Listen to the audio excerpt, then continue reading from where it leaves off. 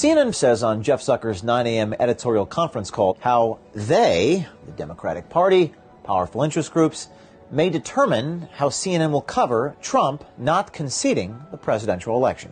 I just want to underscore something that Michael said earlier about the transition and Trump, because I've been talking to a lot of people this morning on both sides, and I just keep hearing the same thing, both from Republicans who have not come out to congratulate Biden, but also to those who have in the Democrats, and that is that we have to be, news organizations have to be very careful and very responsible about not giving Trump too much of a platform on his not conceding, because they feel the transition can go forward, and other than the national security briefings, which are critical to start now, they just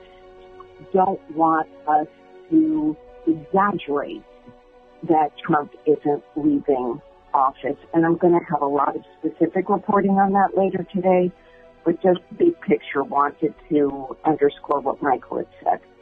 Yeah, agreed. On the issue of why it's important to get the transition going right, the 9/11 report talks about one of the problems was that the